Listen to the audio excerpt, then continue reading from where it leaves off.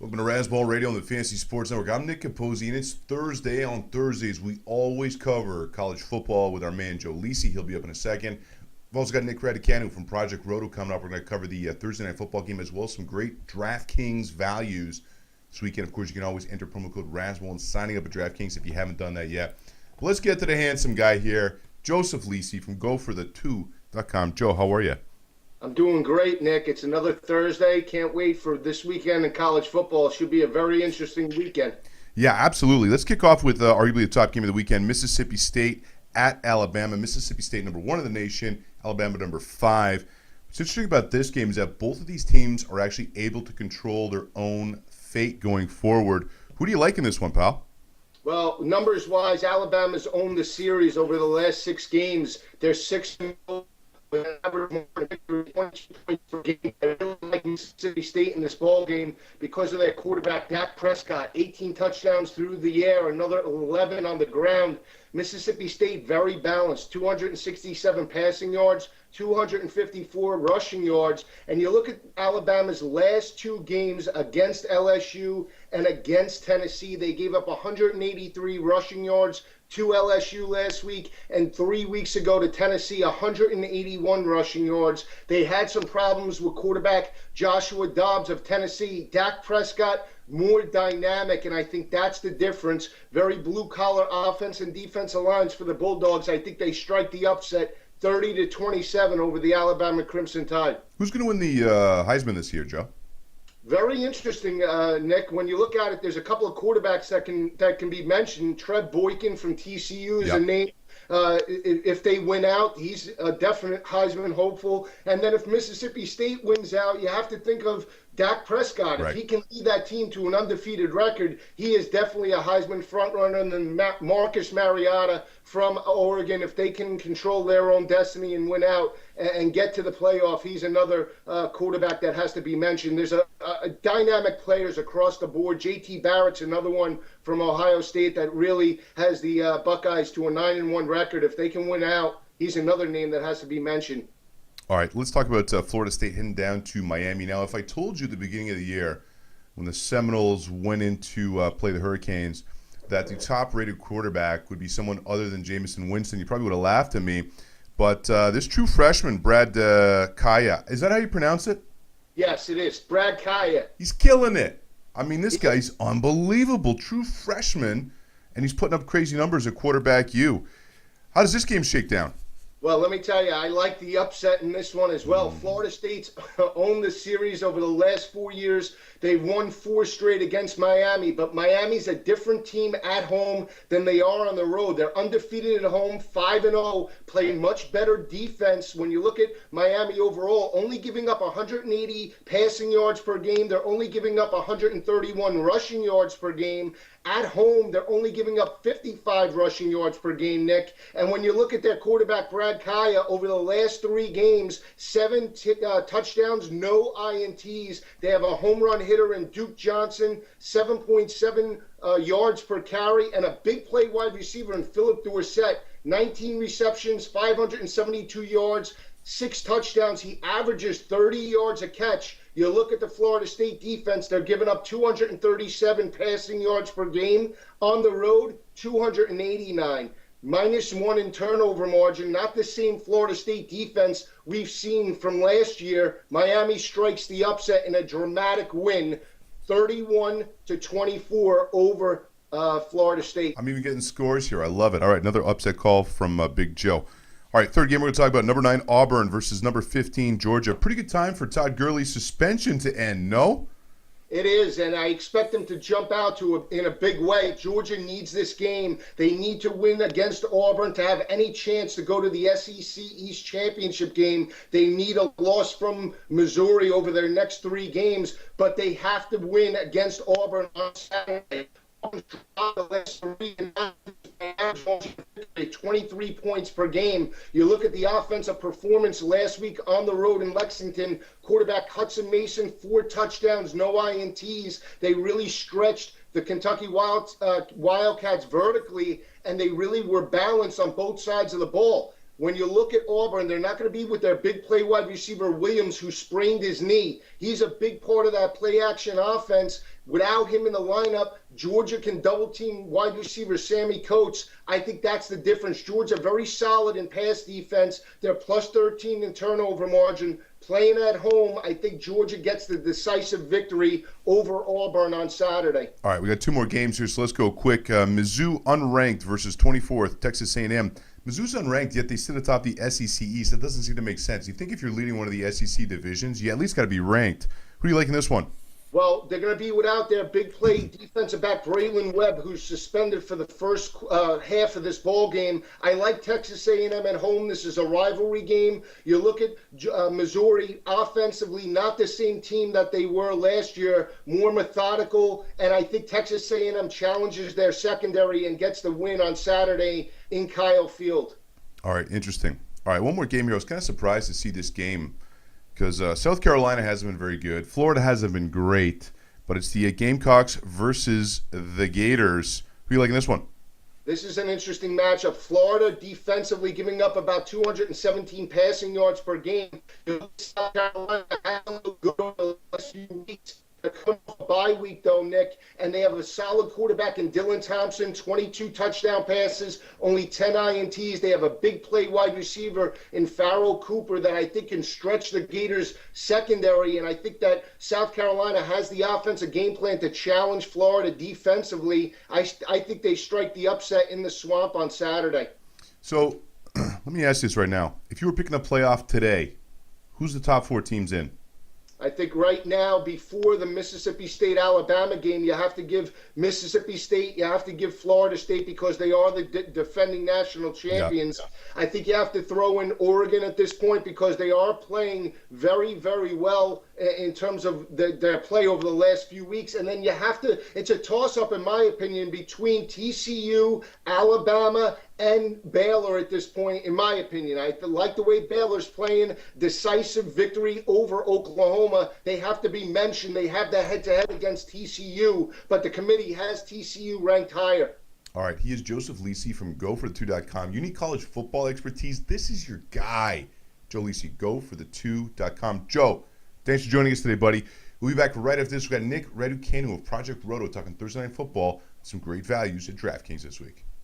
Welcome back, Razzball Radio on the Fantasy Sports Network. Nick Capozzi, now joined by the other Nick Raducanu of ProjectRoto.com. Nick, how are you? I'm doing great, man. Yourself? I'm fantastic. Missed you last couple weeks, man. We've had a couple pinch hitters for you.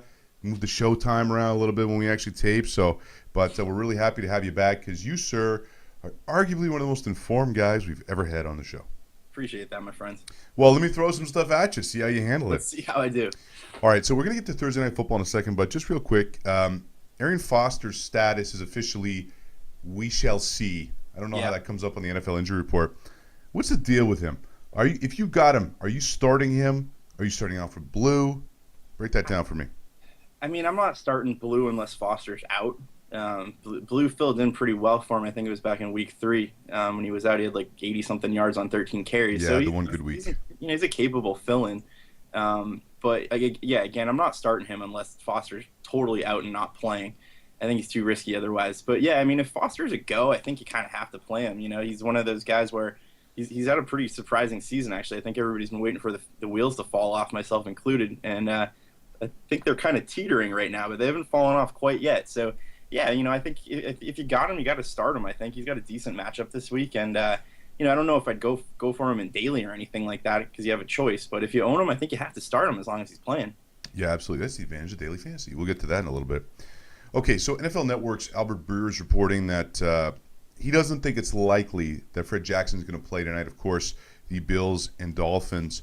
If Fred Jackson does play, you kind of have to start him, because I'm not buying Dixon or Bryce Brown. No. Neither of them has done what we hope they could potentially do in that injury situation. So, 2 questions. If Fred Jackson plays, are you starting him? B, if not, are you starting either 2 of those guys? I'll answer the second one first. So no, probably, unless you really have to. Is it Dixon? Is it Brown? I like Brown more, but I'm not sure the Bills like Brown more. You know, it's kind of that like Spiller F-Jacks thing that we all went through for the past couple of years. Yeah. So I'd stay away from them if F. Jax is out. If he plays, again, it sort of depends on your roster. But yeah, I'd probably plug him in there. It's not a great matchup. The Dolphins haven't allowed more than 100. They've only allowed 100 yards once in their last 6 games. So, it's not something, and only 1 touchdown in that span too. So, it's not something where you're psyched that he's going against the Dolphins. But yeah, if he plays, which it sounded like he isn't going to, I think you probably got to think about putting him in there as a flex spot or maybe your RB2 if you're like a DeMarco Murray owner and don't have him this week. Right. We'll get back to Thursday night too, but also it doesn't look like Gio Gonzalez. Wrong sport, buddy. Gio Bernard is going to play versus New Orleans this week. If you've got Gio, let's just say hypothetically, because when you're dealing with this type of injury, listen. Okay, if you handcuff with Jeremy Hill, you got lucky. Yeah. But if you've got Gio, he's not a guy you can depend on. I don't think for the fantasy playoffs. I don't think so either. My barber, and I don't have much hair for him to cut anymore, but my barber was trying to trade him to me a couple weeks ago, and I was like, dude, I don't know if you're in a league with your barber. Yeah. We can talk about that another time. I was like, I don't know if I really want him, dude. Because he was asking for a lot, obviously, and he's one of those guys where if he's playing, he's great, but he's dinged up right now, and Hill's filling in pretty well, so. I think you got to stay away from him this week and maybe even beyond. I don't really know what to do with him right now. All right. Ryan Tannehill looked pretty good for a few weeks. Didn't have a great week last week, but that was against Detroit. He's going up against another very good defense this week or tonight, actually. Pardon me. Yep. How do you think he's going to look against Buffalo?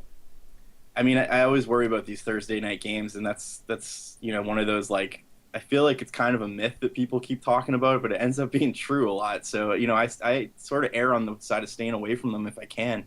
I'd assume most people don't have Tannehill as their QB1, and hopefully they don't. Obviously, if you do, you're starting him. But for the most part, yeah, I'm staying away from Tannehill this week.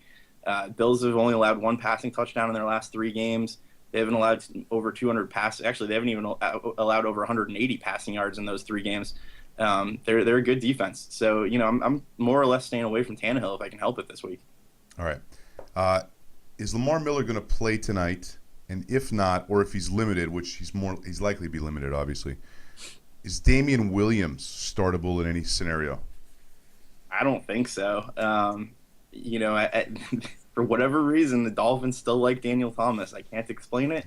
I'll never be able to explain it. They like that 3 yards in a cloud of dust type running, I guess. But yeah, the Bills are they've fallen on a little bit harder times lately against running backs. They had 3 touchdowns against them against the Jets a couple weeks ago. Right. For the most part, they're a good rushing defense. So I'd probably stay away from Williams unless you're getting him at a dirt cheap price in daily, or unless you're just really scrambling for somebody.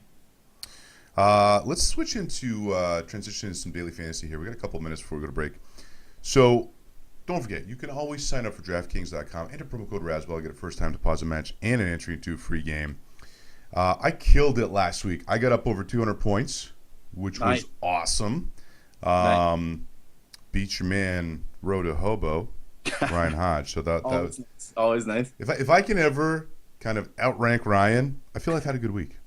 That's a great thing, yeah. Ryan's a good daily player. Ryan is one of the best. He's a very good daily player, I should say.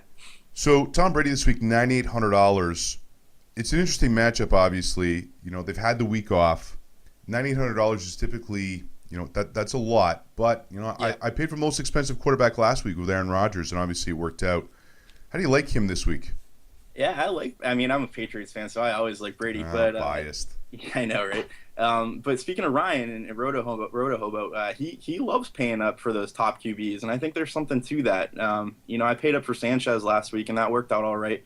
And that worked out with McCown as well. But other than that, it's a risky proposition. Even the 2 guys I just mentioned, I didn't feel good about them going in, and they worked out all right.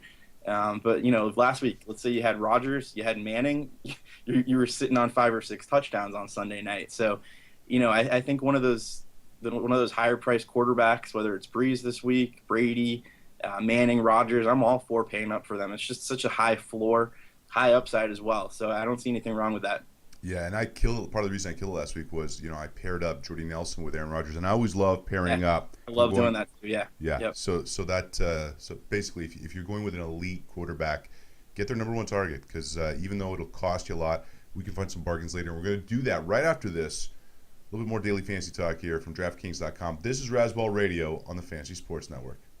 Welcome back, Razzball Radio, Fantasy Sports Network, talking daily fantasy with Nick Raducanu of ProjectRoto.com. So we talked about Tom Brady before the break. Phillip Rivers, $6,800. Rivers, 5 weeks into the season, was being talked about as an MVP candidate. Obviously, there's been a little bit of regression there. Yeah. But at $6,800, when you look at Josh McCown being $6,500 or Colin Kaepernick at $6,400, Phillip Rivers at $6,800 seems like pretty good value. Yeah, especially against the Raiders. I mean, if you look at what Peyton Manning did to them last week, the games in San Diego, they've been not one of the worst teams against quarterbacks, but they're not good by any stretch. And Rivers threw 3 touchdowns against them last time he played in Oakland. So, yeah, I mean, I think for that price, it's harder to find a better bargain this week, actually. Is Colin Kaepernick ever going to have one of these big breakout games? Because every week I want to start him. I mean, $6,400 is pretty good value. Yeah. They just haven't run him this year. I don't know if they're ever going to. I mean, I'm like you. I keep thinking back to that Packers playoff game 2 years ago where, unless I'm mistaken, it was the best fantasy game ever. So I keep thinking about that, and that's that like tantalizing upside, and it just doesn't seem like it's ever going to happen. I kind of stayed away from drafting him this year just because he burned me so bad last year, and actually picked him up as a second quarterback, kind of as a fill-in a couple weeks ago, and I just dropped him again. I don't feel safe with him. The Giants are a pretty good matchup for him, but at the same time, I just don't feel good about him any week. He doesn't run enough. He's not good enough of a passer. They spread the ball around a little too much. He doesn't use Davis enough, and that's more of a problem with the wide receivers. If you're an owner of those wide receivers, but yeah, I just don't feel safe with Kaepernick. Yeah, one more quarterback we'll mention. We'll talk running backs. Teddy Bridgewater, $5,900, coming off a bye against Chicago secondary. I don't know if you know this. Chicago is not very good. So I did see that Sunday night game, yeah. So and the Patriots 2 weeks ago. Yeah, 2 weeks in a row, they were just demolished by halftime. Yeah, and our boy Trestman may be on the hot seat actually. Maybe. Up. I mean, that's a little embarrassing out there. Holy cow. Yeah, I don't know. I worry a little bit about Bridgewater. I think he's getting Rudolph back this week, so that helps. Patterson maybe kind of steps it up a little bit if ever. So yeah, I mean, he's a good punt play. If you can find a way to work in Jordy Nelson and Le'Veon Bell or whatever, some sort of combo because you have Bridgewater, great. Otherwise, I'm probably staying away from him. Running backs, LaShawn McCoy, $6,400. Until he's over $7,000, there's still value there because there is going to be a blow up. Mark Ingram, $6,200. Yep. Ahmad Bradshaw, $5,700. Here's a guy I like though, C.J. Anderson. You want to talk about hot hands? $4,800. He's kind of the only guy there right now. Yeah, I mean, I worry a little bit about Ball maybe getting some carries, but yes, Anderson at 48 is just a great value. Another one that I like, and I'm trying to find him on the list as we talk here, Jonathan Stewart. $3,400. $3,400. I mean, that's a great bargain. The Falcons are the worst in the league against running backs. Stewart's always got that Q next to his name, so he's never exactly a safe play. Right. But with Cam dinged up and with D'Angelo Williams just kind of looking old at this point, I think Stewart's a good sort of like throw him in your lineup for dirt cheap price and fit some other guys in play. Yeah, no, if you're spending $9,800 on Brady, $3,400 on Stewart, yeah, exactly. There's upside there. All right, wide receivers, DT $8,600, Jordy Nelson $7,700, Greg Jennings $5,000. Here's an interesting one, Pierre Garçon $4,000. I mean, look, the Bucs have the 28th worst pass defense in the league. No, I'm sorry, that's their run defense. Anyway, they stink. So Pierre Garçon for $4,000, to me that looks like a pretty good value. Yeah, I like him. I think RG3 likes him too, so it's kind of nice that RG3's back. DraftKings has some interesting pricing, or has had some interesting pricing over the last couple of weeks. It's a little soft in certain places, and they're risky guys. But like last week, you had Torrey Smith at $3,500, and that ended up working out. They're almost daring you to play some of these disappointing guys like Michael Floyd. I think we've all sworn off of, hopefully. Same with Justin Hunter. But yeah, they're almost daring you to play some of these guys. And I think Garçon's one of those dares that I'll take this week. Yeah. All right. Tight end wise, Jared Cook, $3,500. Austin Seferian-Jenkins, $3,500 as well. A couple guys I wouldn't mind maybe in my flex, especially if I spent hard in other areas. I mean, Cook is a gamble, but when he goes off, he does go off. What do you think about ASJ, Seferian-Jenkins? Yeah, I like him. I like Cook. Like a lot of the guys we've talked about, they're both kind of risky. But Safarian Jenkins got 5 catches last week, so they're giving him a couple more looks, and I don't know if that coincided with McCown coming back or not. I'd have to dig into it a little bit more. But he had 9 targets, so that's always a good thing when you're getting close to double-digit targets. And there's a bunch of guys that are pretty decent values this week. Jordan Reed's down at 3,300. Keith Miller's down at 3,300. I don't know if it's Mikel or Michael Rivera's down at 3,100. I never know how to say his name. Tim Wright. Y instead of the I. I know. It's like, come on, man. Tim Wright's one of those guys that's upside. Oh, but hugely risky. You can't go there, I don't think. But yeah, I mean, if you can, I kind of like Reed sitting at 3,300 this week, especially going against Tampa Bay. Yeah. No, I like that too. Hey, how about Detroit's defense? $3,400 here because Palmer's gone for the season. I think picking on Drew Stanton might become a thing.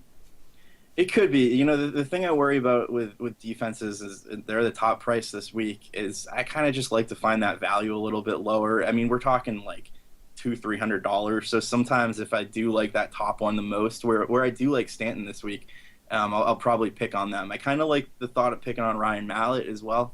Yeah. With the Browns, but they're only 100 lower, and I'm not sure I love the Browns defense. So yeah, I like the Lions pick. I like the Chargers at 3,200 at home against the Raiders. They're not a great defense, but it's a nice matchup. What about the Saints against Andy Dalton? I kind of like that. I mean, Dalton, he could go off, and he does sometimes. But yeah, with Dalton looking like I don't even know what, Dan Orlovsky or something last week. I kind of like the Saints at home for what, 2,900. That's a pretty good bargain. All right, couple guys I'm avoiding this week. Marshawn Lynch, $8,200. Look, yeah. He's beast mode at home, but he's more Hello Kitty on the road. Also, Mark Sanchez, $1,500. Nah, not this week. Yeah, I don't think I can go with Sanchez this week. He was great last week. Although I don't know, with that price, that's not too bad. And we were just talking about this off air a little bit. I think Jordan Matthews is the guy to pair with him if you're pairing a receiver. They had a lot of time together in training camp. They seem to have developed a rapport. I'm not writing Macklin off just yet, but I feel like Matthews is kind of creeping into that 1B territory with Macklin there. Nico, thanks for joining us, buddy. Nick Raducanu, ProjectRoto.com. Follow him on Twitter at ProjectRoto. Really appreciate you joining us. We'll be back tomorrow with Sky, heading up to the observatory. Things we're going to watch this weekend on Friday. Thanks for joining us today. Razzball Radio, Fantasy Sports Network.